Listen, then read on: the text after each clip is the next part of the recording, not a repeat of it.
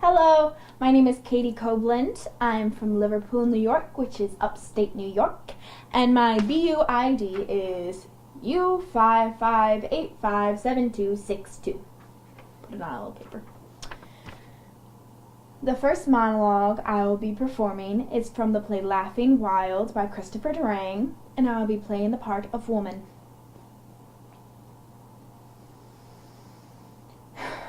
I want to talk to you about life. It's just too difficult to be alive, isn't it? And try to function. There are all these people to deal with. I went to the supermarket to buy a can of tuna fish, and there was this person standing right in front of where I wanted to reach out and grab a can of tuna fish. So I stood there and waited patiently to see if they'd move.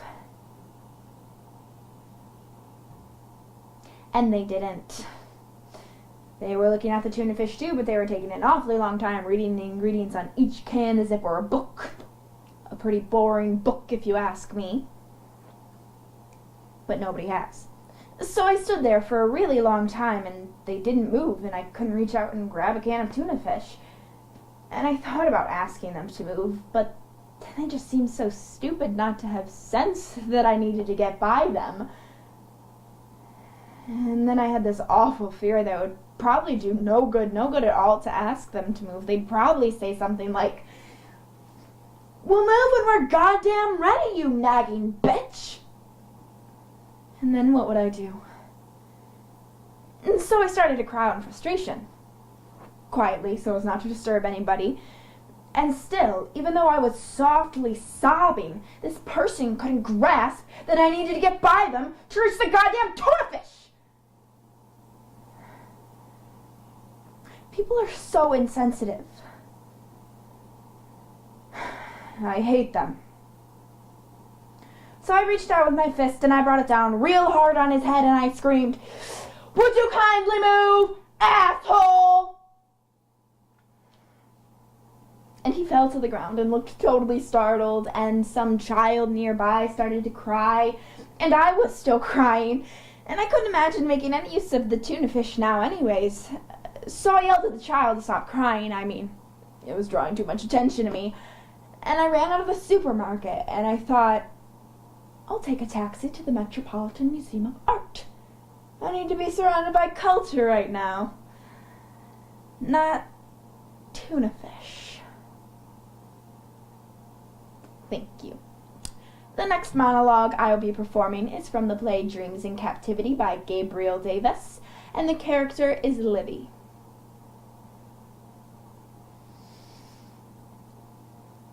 Well, I was 14.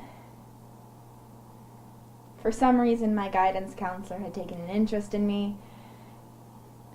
Who knows what she saw in me wearing Barry's hand-me-down rugby shirts, but she entered me in a beauty pageant. Bought me a dress, some makeup and everything, got me all dolled up. It's a silly story. Well, the night of the pageant came, and she tried to get my dad there, but of course he wouldn't. And then I won. I won. I couldn't believe it. And they gave me this tiara. I remember getting home and being so proud, and there was my dad, sitting on his lazy boy, watching something funny on TV, because he was laughing. Just in a really good mood. So I stood there and waited patiently until a commercial, then I went up to him and tapped him on the shoulder ever so lightly and presented him my tiara. My crown. And this part I'll never forget because he looked at me and he touched my face and he said, "Are you my Miss America? Are you my little Miss Universe?"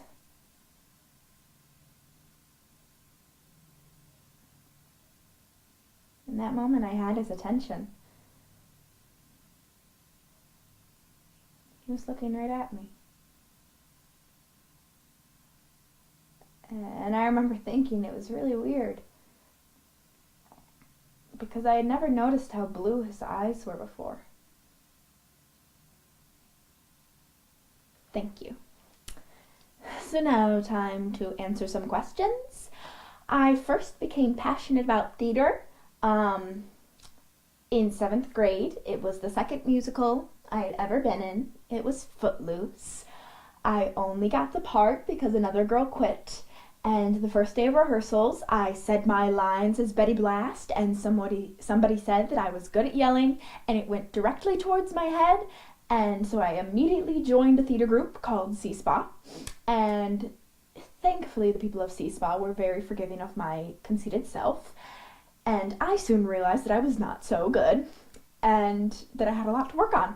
And there is where I really gained a love and understanding of the stage and what the environment meant to me. It was kind of like a sanctuary, I felt, because it allowed me to express my emotions, which is something I'm not very good at doing in real life, through the characters that I was able to portray, through little mannerisms that they did, or through their dialogue or their struggles. And no matter how extreme the character was, how unlike the character I was, I found a little piece of me in them, and I was able to express my emotions through them, which was very beneficial to me, especially in middle school and growing up. But finding this safe space on the stage where I was able to take risks in a accepting environment was kind of like the ideal place for me. Also, I think I'm very passionate because of my director. Her name is Miss Spring. She is a wonderful woman and a wonderful educator, and I just have really grown with her through these past 4 years, and she is so passionate about all fine arts, but especially theater, and just the way she talks about it and the way she describes it, it's enviable. If you're not a part of the stage, you want to be there because of the way she talks about it, and she's right. It's an amazing, safe space, and I'm in love with it. So, that being said, how I think I would benefit from a conservatory setting, when I like something, I really, really, really like it. Like, when I read a book, if I like it, I don't put it down until I finish it. And I think that can be said for a lot of people.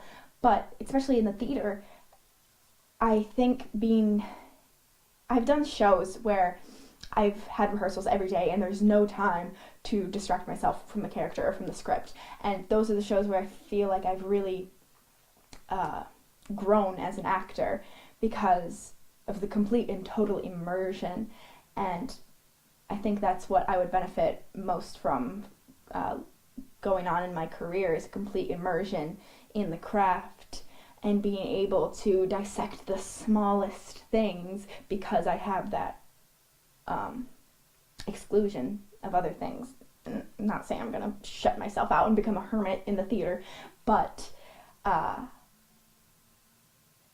cutting out other motives and just making my motive completely theater driven is what I think I would benefit most from. And then going into college, what I need to work on most as an actor, I think, is my believability and my ability to be natural, acting natural, because I have a very expressive face. I've been told, I've gotten lots of comments, which I believe is a good thing in some ways, but it can also be a negative because I have lots of movement in my eyebrows, I have a very large mouth, I have a very big canvas to work on, but when I'm not doing theatrical roles, which I haven't had the opportunity to do as well, which I think is a reason why I haven't toned down as much. Most of the roles I've done are theatrical, where I have to be big and extravagant and charismatic and all this, and I think I need to work on taking a step back and letting the words do the speaking instead of my facial expressions, and just focus on being that person, being an everyday person instead of a character. So to wrap this up, I would like to thank you for your time and consideration, and I hope to hear back from you. Goodbye.